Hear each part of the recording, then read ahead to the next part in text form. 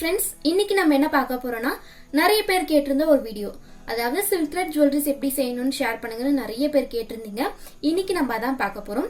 அது மட்டும் இல்லாம ஒரு சின்ன கிவ்அவே வந்து பிளான் பண்ணியிருக்கேன். இந்த எபிசோடுக்கு மட்டும் நம்ம மந்த்லி ஒரு சின்ன கிவ்அவே கண்டக்ட் பண்ணி கிஃப்ட்ஸ் வந்து கொடுக்கலான்னு சொல்லி ஐடியா பண்ணியிருக்கேன். அதோட டீடைல்ஸ் எல்லாமே நான் உங்களுக்கு கடைசியா சொல்றேன் ஃப்ரெண்ட்ஸ். இப்போ நான் பேசினேன் அப்படின்னா உங்களுக்கு ரொம்ப போர் அடிக்கும்.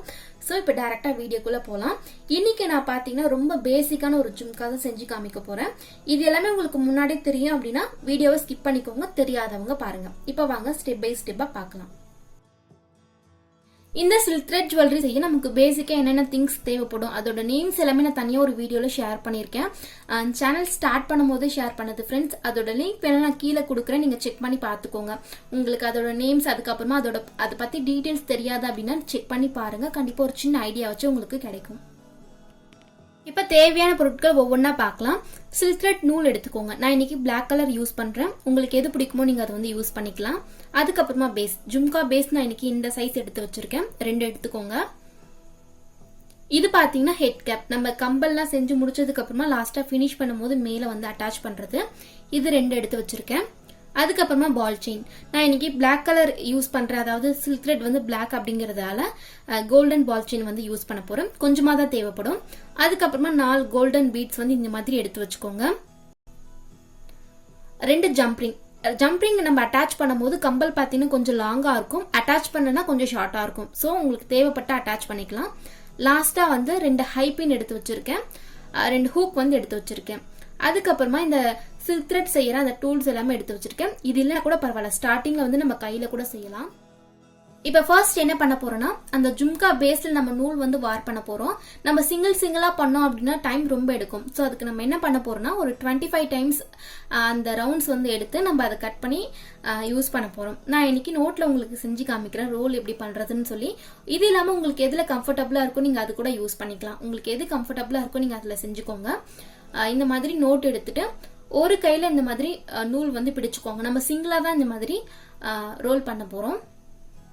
25 டைம்ஸ் நீங்க ரோல் பண்ணீங்கன்னா ஜும்கா நல்லா திக்கா இருக்கும், பார்க்க ரொம்ப அழகா இருக்கும். நீங்க 20 டைம்ஸ் கூட எடுத்துக்கலாம். இந்த மாதிரி இந்த நோட் முடியற வரைக்கும் அழகா இந்த மாதிரி ரோல் பண்ணிக்கோங்க. 25 டைம்ஸ் இந்த மாதிரி கரெக்டா பண்ணணும். இப்ப நம்ம 25 டைம்ஸ் வந்து முடிச்சாச்சு. லாஸ்டா முடிச்சதுக்கு அப்புறமா ஏதாவது ஒரு எட்ஜ்ல வந்து கரெக்டா கட் பண்ணிட்டு எடுத்துக்கோங்க. இப்ப நான் கட் பண்றேன் பாருங்க. நல்லா டைட்டா இருக்கணும், லூஸ் இல்லாம டைட்டா வந்து இந்த மாதிரி ரோல் பண்ணிக்கோங்க. இப்ப நூல் வந்து கட் பண்ணியாச்சு. கட் பண்ண பிறகு இந்த மாதிரி டைட்டா பிடிச்சுக்கோங்க. அப்பதான் அந்த நூல் எங்கேயுமே மிஸ் ஆகாம கரெக்டா இருக்கும். அதுக்கப்புறமா இந்த எட்ஜ்ல வந்து லைட்டா க்ளூ போட்டு ஒட்டிக்கோங்க. இது எதுக்குன்னு பாத்தீங்கன்னா நம்ம அந்த ஜும்கா பேஸ்ல வச்சு வார் பண்ணும் போது ஈஸியா இருக்கும். அந்த நூல் வந்து வெளியே எடுக்கிறதுக்கு ரொம்ப ஈஸியா இருக்கும், எங்கேயும் மிஸ் ஆகாது. அதுக்காக தான். இதே போல 2வது எட்ஜ்லயும் பண்ணிக்கலாம். உங்களுக்கு நூல் வந்து அன்ஈவனா இருந்துச்சுன்னா அதை கட் பண்ணிட்டு அதுக்கப்புறமா க்ளூ போட்டு ஒட்டிக்கோங்க. இப்ப 2 பக்கமும் ஒட்டியாச்சு. இதுக்கப்புறம் நம்ம என்ன பண்ண போறோம்னா ஜும்கா பேஸ்ல வந்து அதை வார் பண்ண போறோம். பேஸ் உள்பக்கமா லைட்டா ஃபேப்ரிக் க்ளூ வந்து அப்ளை பண்ணிக்கோங்க. அப்புறமா நம்ம ரோல் பண்ணி வச்சிருக்கக்கூடிய அந்த நூல் வந்து உள்ள எடுத்து அந்த க்ளூ மேல வச்சுக்கோங்க. இது வச்சுட்டு நீங்க 1 நிமிஷம் போல ட்ரை பண்ண விடுங்க. அதுக்கப்புறமா நீங்க வார் பண்ண ஸ்டார்ட் பண்ணும்போது உங்களுக்கு ரொம்ப ஈஸியா இருக்கும். இப்ப நான் எப்படி வந்து வார் பண்றேன் அப்படிங்கறத பாருங்க. உங்களுக்கு எந்த பக்கம் கை வாட்டமா இருக்கும் நீங்க அதுக்கேற்ற மாதிரி செஞ்சுக்கலாம். பட் அந்த நூல் வந்து நீங்க வார் பண்ணும் போது எங்கேயுமே பாத்தீங்கன்னா அன்ஈவனா இருக்கக்கூடாது. அதாவது நூல் வந்து மேல வந்து சுருட்டிட்டோ அந்த மாதிரி எதுவுமே இருக்கக்கூடாது, நல்லா ஸ்ட்ரைட்டா இருக்கணும். இப்ப நான் எப்படி பண்றேன்னு பாருங்க. அதே மாதிரி நல்லா டைட்டா இருக்கும். கீழ்பக்கமா இந்த மாதிரி நீங்க பிடிச்சிட்டு பண்ணும் போதுதான் உங்களுக்கு டைட் வரும். ஃபர்ஸ்ட் நீங்க செய்றீங்க அப்படின்னா உங்களுக்கு கொஞ்சம் கஷ்டமா இருக்கிற மாதிரி ஃபீல் ஆகும் ஃப்ரெண்ட்ஸ். அந்த வார் பண்றதுக்கு கஷ்டமா இருக்கிற மாதிரி இருக்கும். பட் நீங்க ஒன்னு ஃபுல்லா ட்ரை பண்ணி முடிச்சிட்டீங்கன்னா ரொம்ப ஈஸியா இருக்கும். அதுக்கு அடுத்தது ரொம்ப ஃபாஸ்டா செஞ்சு முடிச்சிடலாம். இந்த மாதிரி பக்கத்துல கரெக்டா வார் பண்ணிட்டே வாங்க.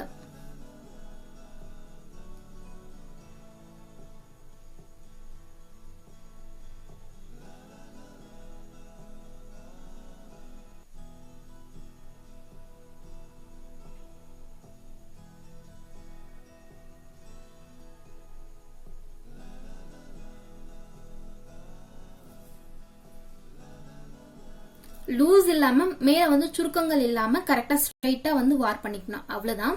இப்போ இதை ஃபுல்லாகவே வார் பண்ணி முடிச்சுட்டு பார்க்கலாம். ரொம்ப டைம் எடுக்கும், நான் ஃபுல்லாக காமிச்சேன் அப்படின்னா ரொம்ப டைம் எடுக்கும். ஸோ வார் பண்ணி முடிச்சுட்டு பார்க்கலாம். அதே மாதிரி நூல் வந்து பத்தலைன்னா திரும்பவும் நீங்கள் ரோல் பண்ணிட்டு எங்கே உங்களுக்கு பத்தலையோ அங்கேருந்து நீங்கள் திரும்பவும் ஒட்டி அதை வந்து ஃபினிஷ் பண்ணிக்கலாம்.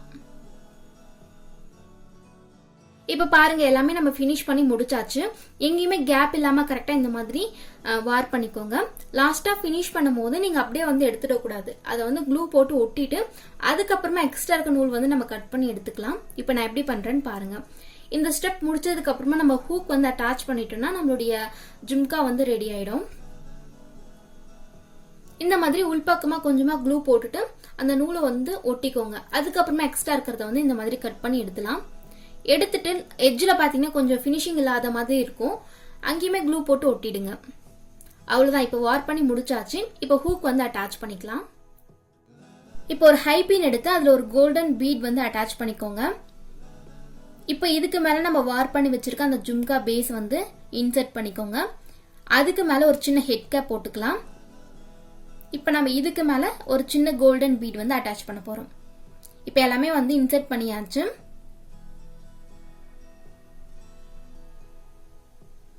அந்த கம்பி பார்த்தீங்கன்னா கொஞ்சம் லாங்காக இருக்கு இல்லையா, ஸோ வந்து கட் பண்ணிக்கோங்க. அதுக்கப்புறமா பிளேயர் வச்சு அதை வந்து வளைச்சி விட்டுக்கோங்க. திலகம் ஷேப்பில் கரெக்டாக வளைச்சிக்கோங்க. உங்ககிட்ட இந்த டூல் இல்லைன்னா நீங்கள் சிசரில் கூட செய்யலாம், பட் கட் பண்ணாத அளவுக்கு பார்த்து வளைச்சிக்கோங்க. வளைச்சி முடிச்சதுக்கு அப்புறமா நான் ஹூக்ல வந்து அட்டாச் பண்றேன். நீங்க ஹூக்ல அட்டாச் பண்ணாம அந்த ஜம்ப்ரிங் முன்னாடி காமிச்சேன் பாத்தீங்களா, அதுல கூட அட்டாச் பண்ணிக்கலாம். பட் அது வந்து நீங்க இன்சர்ட் பண்ணும்போது கொஞ்சம் லாங்கா இருக்கும். ஸோ அதுக்காக நான் இந்த ஹூக்ல வந்து அட்டாச் பண்றேன். ஹூக் அட்டாச் பண்ணி முடிச்சதுக்கு அப்புறமா கீழே வந்து பால் செயின் வச்சு அதை டெக்கரேட் பண்ணிக்கலாம். கொஞ்சமா க்ளூ அப்ளை பண்ணிட்டு பால் செயின் வந்து அட்டாச் பண்ண போறேன். இது வந்து அந்த ஜும்காக்கு சைஸ், அந்த ஜும்கா சைஸ்க்கு ஏற்ற மாதிரி அந்த பால் செயின் முன்னாடியே கட் பண்ணி வச்சுக்கோங்க. அதுக்கப்புறமா கரெக்டா அந்த ஷேப்ல கரெக்டா வச்சு இந்த மாதிரி பிளேஸ் பண்ணிக்கோங்க. நான் இன்னைக்கு ஒரு சின்ன ஒரு கம்பி மாதிரி வச்சு அதை வந்து கரெக்ட் பண்ணிட்டு இருக்கேன். நம்ம இன்னைக்கு 2 லேயரா கொடுக்க போறோம். ஃபர்ஸ்ட் லேயர் வந்து இப்போ அட்டாச் பண்ணியாச்சு. இன்னொரு லேயர் பார்த்தீங்கன்னா அதே கோல்டன் செயின் வச்சு அதை டெக்கரேட் பண்ணிக்கலாம். அது நல்லா ட்ரை ஆன பிறகு இது போலதான் இருக்கும்.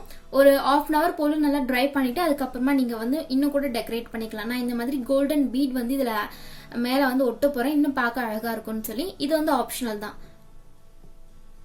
இந்த மாதிரி அங்கங்க க்ளூ வச்சுட்டு அதை வந்து ஒட்டிக்கோங்க. இது ஃபுல்லா ட்ரை பண்ண வச்சுட்டு பார்க்கலாம். 2 கம்பலுக்கும் இதே மாதிரி எல்லாமே ஃபினிஷ் பண்ண பிறகு பார்க்கலாம். இப்ப பாருங்க ஃப்ரெண்ட்ஸ், நம்ம ரெண்டுமே ஃபினிஷ் பண்ணி முடிச்சாச்சு. இதுக்கு வந்து ஒரு 1/2 day வாச்சும் நீங்க டைம் கொடுத்தீங்கன்னா தான் கரெக்டா இருக்கும். அப்பதான் நல்லா ட்ரை ஆகும், ஃபினிஷிங்கும் கரெக்டா இருக்கும். இது வந்து ரொம்ப பேசிக்கான ஜும்கா தான், நிறைய பேருக்கு தெரிஞ்சிருக்கும். நம்ம இன்னைக்கு ஹூக் வச்சு பார்த்துருக்கோம். இது இல்லாம ஸ்டட் வச்சு கூட செய்யலாம். அது இல்லாம போக போக பார்க்கலாம். அடுத்த வீடியோ என்ன பார்க்கலாம்னு சொல்லி கீழே கமெண்ட் செக்ஷன்ல சொல்லுங்க ஃப்ரெண்ட்ஸ். டெய்லி வியர் இயரிங்ஸ் பார்க்கலாமா, அப்படி இல்லைன்னா நெக்லஸ் பார்க்கலாமா அப்படிங்கறத கீழே கமெண்ட் செக்ஷன்ல சொல்லுங்க. இப்ப கிவ்அவே பத்தி பார்க்கலாம். என்ன கிவ்அவேன்னு பாத்தீங்கன்னா, இந்த சில்க் த்ரெட் ஜுவல்லரி அந்த வீடியோஸ்க்கு மட்டும் நம்ம தனியா ஒரு கிவ்அவே வந்து மாசத்துக்கு வந்து கண்டக்ட் பண்ணிக்கலாம் ஃப்ரெண்ட்ஸ். அதாவது இப்போ ஒரு மாசத்துல நான் 6 வீடியோ அப்லோட் பண்றேன்னா அந்த வீடியோக்கு கீழே இருக்கக்கூடிய கமெண்ட் செக்ஷன்ல நிறைய பேர் வந்து கமெண்ட் பண்ணி உங்களுடைய சஜஷன்ஸ் வந்து சொல்லியிருப்பீங்க. அதுல இருந்து ஒரு 2 பேர் அப்படி இல்லைன்னா 3 பேர் வந்து குலுக்கல் முறையில சூஸ் பண்ணி வின்னர்ஸா வரவங்களுக்கு பாத்தீங்கன்னா நம்ம சேனல் இப்போ நம்ம போஸ்ட் பண்றோம் பாத்தீங்களா, அந்த திங்ஸ் எல்லாமே நான் உங்களுக்கு ஷேர் பண்ணி கொடுத்துடலாம் அப்படின்னு சொல்லி பிளான் பண்ணிருக்கேன். ஏன்னா என்கிட்ட நிறைய சில்க் த்ரெட் இருக்கு. இப்போ நான் இதுவும் செஞ்சு அதை வந்து செய்யும் போது பாத்தீங்கன்னா எனக்கு நிறைய ஆட் ஆகும். பட் எனக்கு வந்து அதுல விருப்பம் இல்லை. அதை வந்து யாருக்காச்சும் ஷேர் பண்ணலாம்னு சொல்லி தான் எனக்கு இந்த ஐடியா தோணுச்சு. ஸோ இனிமேல் அப்லோட் பண்ற எல்லா வீடியோஸ்க்கு கீழவும், அதாவது இந்த வீடியோக்கு கீழே கண்டிப்பா கமெண்ட் பண்ணுங்க. உங்கள யாராச்சும் கண்டிப்பா இதை வின் பண்றதுக்கான சான்சஸ் வந்து அதிகமா இருக்கு. இது எவ்வளவு நாள் பண்ண முடியும்னு தெரியல. பட் நம்ம இந்த வீடியோஸ் அப்லோட் பண்ற வரைக்கும் இதே ப்ராசஸ் வந்து நம்ம கண்டினியூ பண்ணிக்கலாம். அவ்வளவுதான் ஃப்ரெண்ட்ஸ், உங்களுக்கு புரிஞ்சிருக்கும் அப்படின்னு நினைக்கிறேன். நம்ம அப்லோட் பண்ற அந்த வீடியோஸ்ல ஏதாவது ஒரு வீடியோக்கு கீழே இருக்கக்கூடிய கமெண்ட் செக்ஷன்ல இருந்து வின்னர்ஸை வந்து நம்ம சூஸ் பண்ணிக்கலாம் ஃப்ரெண்ட்ஸ். இதுல நீங்க பார்ட்டிசிபேட் பண்ணணும் அப்படின்னா வீடியோஸ்க்கு கீழே வந்து கமெண்ட் செக்ஷன்ல உங்களுடைய கருத்துக்கள் எதுவா இருந்தாலும் கமெண்ட் பண்ணுங்க. அப்பதான் உங்களுடைய நேம் வந்து எனக்கு தெரிய வரும், கிவ்அவேல ஆட் ஆகும். உங்களுக்கு பிடிச்சிருந்தா மறக்காம பார்ட்டிசிபேட் பண்ணுங்க. அவ்வளவுதான் ஃப்ரெண்ட்ஸ், இந்த வீடியோ உங்களுக்கு பிடிச்சிருக்கும் அப்படின்னு நம்புறேன். என்னோட வீடியோஸ் உங்களுக்கு பிடிச்சிருந்தா மறக்காம சேனலுக்கு சப்ஸ்கிரைப் பண்ணிக்கோங்க. இது போல இன்னொரு வீடியோல பார்க்கலாம். தேங்க்ஸ் ஃபார் வாட்சிங்.